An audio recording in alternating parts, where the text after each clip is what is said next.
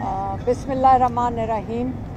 आज मैं आपको जैसे इमरान खान ने जिस सीक्वेंस में बताया है मैं उसी तरह ही आपको बता देती हूँ। उन्होंने आज का जो पैगाम है वो शुरू किया 8 फरवरी से। उन्होंने कहा 8 फरवरी को आपको मैं बताना चाहता हूँ कि वो आप लोग जमहूरियत के अंदर आप लोग इनकलाब लेकर आए थे। आपको याद होगा कि 8 फरवरी से पहले क्या हुआ था। इन्होंने पहले पार्टी हाथ में से पार्टी ख़त्म करने की कोशिश की। उन्होंने आपका सिंबल लिया। दूसरा लोगों के साथ जुल्म किया। उन्होंने कोशिश उनकी क्या थी? उनकी कोशिश ये थी कि पीटीआई आप जिस पार्टी को सपोर्ट कर रहे थे आप उनको वोट ना डाल सकें। ये इमरान खान का हक नहीं ले रहे थे, ये आप लोगों से आपका हक छीना जा रहा था। 8 फरवरी को आप लोग निकले। आप लोगों ने फैसला किया कि हमें ये जुल्म का निज़ाम कबूल नहीं है। आपने हर तरीके से खामोशी से जाकर अपना हक इस्तेमाल किया, आईनी हक इस्तेमाल किया। उस आईनी हक में आपने किसको वोट दिया आपको पता है। 8 फरवरी को इनको बहुत बड़ा झटका इस तरह पड़ा कि उस इनकलाब में आप लोगों ने ताकत थोड़े से जो एलीट कैप्चर है उससे आपने ताकत छीन ली और आप उस दिन ताकतवर बन गए और आपने उस दिन कायम कर ली जमहूरियत, जो असली जमहूरियत होती है उसका आपने बुनियाद रखी। और 9 फरवरी को आपका सारा जो मैंडेट था, जो आपने एक जमहूरी निज़ाम कायम किया था, जिसकी बुनियाद रखी थी आपने, वो आपसे चोरी कर लिया गया। फिर उस चोरी शुदा मैंडेट जो आपका चोरी किया गया वोट था वो दे दिया गया अपने गिने चुने लोगों को। उनको आपने जाकर बिठा दिया नेशनल असेंबली में। उस नेशनल असेंबली में बिठाकर आपने उनसे वो करवाया जो आपका दिल करता था।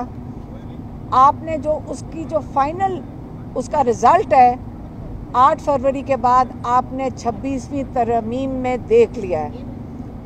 26वीं तरमीम में इमरान खान ने कहा है कि आपके सारे हकूक़ छीन लिए गए हैं। आपके रूल ऑफ लॉ, जो सुप्रीम कोर्ट, उसके ऊपर कब्ज़ा हो गया।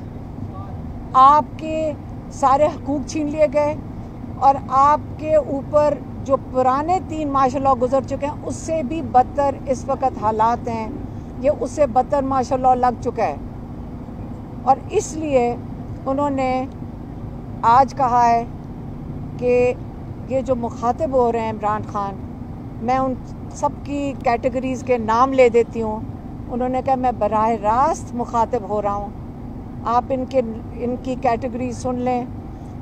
एक उन्होंने कहा मैं अपने किसानों से मुखातिब हो रहा हूँ कि आप लोगों का मुस्तकबिल इस वक्त